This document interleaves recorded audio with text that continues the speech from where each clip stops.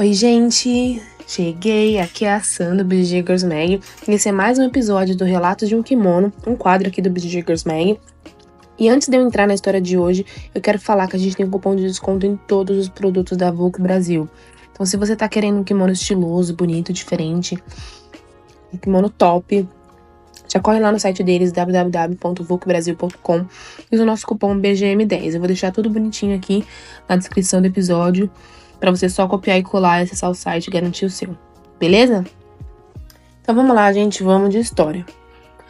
Gente, o relato de hoje é da Natália, que é um caso muito mais comum do que se imagina, né? A gente consegue ver que o jiu-jitsu tem vários benefícios em diversas esferas da nossa vida, é um esporte que deixa a gente mais pra frente, que dá outra cabeça, é uma parada diferenciada, mas a gente tem ali o lado B do jiu-jitsu, que é essa parte de pessoas agressivas, pessoas que, né, fazem às vezes o mal para outras mulheres e tudo mais. E isso não é só no jiu-jitsu, a gente consegue ver isso em diversas áreas, né? Tem na arquitetura, tem nos escritórios, tem no mundo corporativo, tem em outros esportes também. Então, a gente tem que falar disso para que cada vez menos isso aconteça, né? Então, vamos lá. Se você tiver algum gatilho com a história de agressão, eu quero te avisar que essa é uma história um pouco mais sensível, tá bom? Então, vamos lá. A Natália, ela me contou que ela começou a praticar jiu-jitsu com 14, 15 anos, em 2009. E antes disso, ela já fazia boxe na academia que ela treinava, e aí ela se apaixonou pelo jiu-jitsu depois de fazer uma aula. Aí ela tentou se manter praticando os dois esportes, mas o jiu-jitsu é muito mais apaixonante, né? Então, ela se apaixonou e continuou treinando. E aí, ela não conseguiu dar constância e passou um tempo entre idas e vindas com o tatame, né? Ela parou em 2012 por causa da faculdade e ela ganhou quase 40 quilos. Gente, trabalhar com a cabeça, assim, quando você tá fazendo faculdade, ganha peso mesmo. Eu também ganhei peso e é bem complicado. E aí, em 2014, ela retornou aos treinos e ficou até 2017, que foi quando ela precisou mudar de equipe. E aí, em 2018, ela teve uma lesão ali num outro esporte e fez com que ela se afastasse mais uma vez, mas aí ela retornou em 2020, depois da liberação das academias, né, depois ali do Covid-19. E desde então, a sua equipe passou por uma fusão, né, como a gente conhece, tem os conhecidos rachas das academias, né, que é um processo super importante para o crescimento do jiu-jitsu, apesar de, às vezes, acontecer em brigas de professores, né. Mas é um processo super importante para o crescimento do jiu-jitsu e para a popularização do nosso esporte.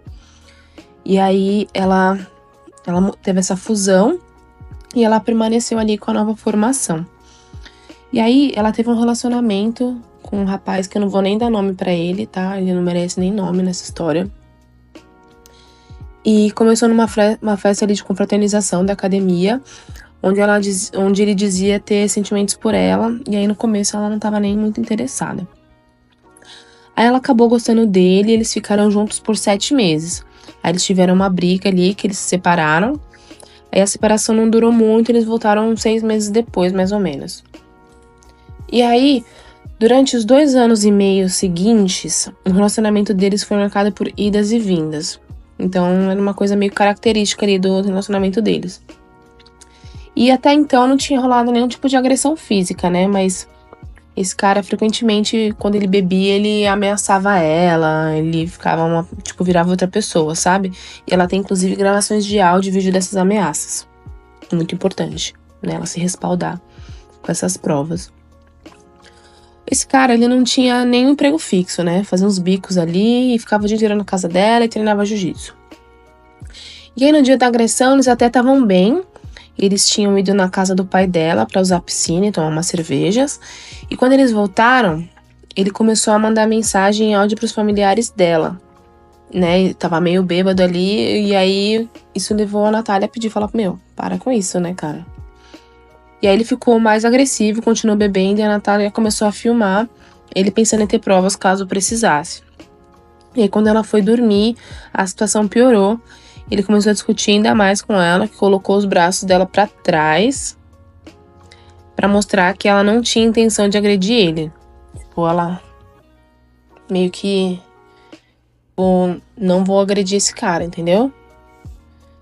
E aí ele atacou ela novamente, ele segurou seu pescoço com uma mão e jogou ela na cama, apontando o dedo no rosto dela e colocando a culpa nela todinha pela situação. Ela conseguiu se desvencilhar e gritar pro socorro, mas ele agarrou ela novamente. E ela, com medo de desmaiar, né, ele ali grudado no pescoço dela, ela começou a gritar fogo. A gente sabe, né, que se a gente fala socorro, as pessoas não ajudam, mas se a gente fala fogo, eu vou ali apagar o fogo ali da casa da fulana. Meu Deus do céu. Quando ela conseguiu, né, se libertar desse cara, ela foi pra um canto pra se defender, mas ele ameaçou pegar o seu pescoço de novo. Aí a Natália se protegeu como pôde e ele começou a golpear ela na cabeça. Ela gritou, né, que os vizinhos estavam chamando, e aí fez com que ele saísse do quarto. O bonitão, né? Aí ela pegou o celular e ligou ali pro 93, mas ela tava tão confusa que ela acabou discando o número errado. E aí um vizinho ajudou a manter o cidadão ali fora do apartamento. E os policiais chegaram no prédio, mas nem subiram, dizendo que aquilo era um caso comum e que a Natália tinha que ir sozinha à delegacia para fazer o boletim de ocorrência. Ai, gente. E a Natália teve que lidar com tudo isso sozinha e continuou com seu acompanhamento psicológico. E aí, na delegacia da mulher em Sorocaba, ela foi atendida por um homem super hostil que fez a pergunta mais ridícula do mundo: o que você tá fazendo aqui? Aí ela, confusa ali, com medo, ela esperou umas 3 horas pra dar o depoimento dela, e a delegada dela também foi hostil, assim. E aí ela contou que praticava artes marciais, e ela ouviu um comentário meio irônico, sabe? Que sorte a sua então, poderia ser pior. E aí a situação se tornou meio pública, o antigo professor dela continuou permitindo que esse cara treinasse lá e desse aula na academia, como se nada tivesse acontecido. Bem legal. Acho que a única academia que eu treinei, que eu vi um caso de agressão como esse, ou assédio, o professor expulsou ele, simplesmente. Sem nem saber, sem nem ter prova, nem nada. Ele falou, bom, eu não vou esperar esse tipo de coisa acontecer de novo com nenhuma outra aluna minha e vou botar esse cara pra fora da academia. Que era o que esse professor devia ter feito, né? Esse professor continuou treinando com o cara e no mínimo achou que era uma briga de casal normal, né? De agressão, né? Lógico, enforcar a mulher, né? Dar soco na cabeça, né? Super normal, né? Super tranquilo. Deixa eu dar aula aqui, deixa eu botar ele pra dar aula aqui e talvez fazer isso com outras alunas também, com outras mulheres. Ó que legal a postura dele. Aí, beleza.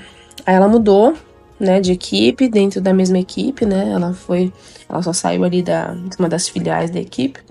E aí lá numa outra academia ela se sentiu bem recepcionada e seguiu em frente. Olha que bosta. Ela é a vítima e ela sai da academia. Bem legal, né? E aí no começo ela não queria expor a situação, mas aí ela fez o boletim de ocorrência. E mesmo assim, ela enfrentou um sistema machista que, tipo, duvidou dela, riu dela, e deixou ela sozinha, sabe? Ela se esforçou ao longo do tempo pra se reerguer, enquanto o cara continuava na mesma situação, né? Nada mudou pra ele. E ela seguiu treinando, foi bem acolhida na sua equipe e continua com a sua vida, né? E hoje, esse cara, pelo que ela me contou, ele é um cara que não evoluiu muito na vida dele, entendeu? Tipo, um cara que, sabe? Um cara que não... Dá pra você perceber que ele não vai prosperar muito, porque o karma é real, né? Eu acredito muito nisso. Por mais que a justiça dos homens não faça algo, em algum momento ele vai ter o dele, entendeu? Isso não sou eu que tô falando, são vários casos que eu vejo ao longo da vida, entende? Cedo ou tarde, né? A justiça divina, ela, não falha. E, embora a situação dela tenha causado danos, né? Ela tá determinada a seguir em frente e reconstruir a vida dela. E, gente, é isso. Tipo, você denunciar um crime em relação a um homem.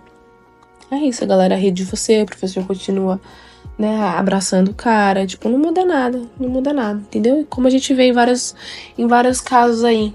É triste. Mas, Natália, eu quero te dizer que você não tá sozinha. Se você quiser desabafar, contar alguma coisa, eu tô aí com você. Inclusive, gente, tem uma comissão dos direitos das mulheres no jiu-jitsu, que é a CDMJJ. É muito importante a gente falar sempre sobre esse órgão, que ele é cuidado pela Luciana Neder. Elas recebem diversas denúncias de mulheres que sofreram abusos de professores de jiu-jitsu, tá? E é muito importante que vocês denunciem para ela, porque ela cria meio que uma blacklist, sabe? De professores. E essa lista começa a ser divulgada internamente entre as mulheres. Então, eu gostaria de deixar esse recado para vocês. Se você já sofreu algum tipo de abuso dentro do jiu-jitsu, procura a Luneder, procura a Delegacia da Mulher, diz que 180, eu imagino que seja o número certinho de fazer a denúncia. E é isso, gente. Eu fico muito triste de ver esse tipo de situação, mas é uma situação que infelizmente acontece até nos dias de hoje. Tá bom? Um beijo pra vocês e eu volto em breve.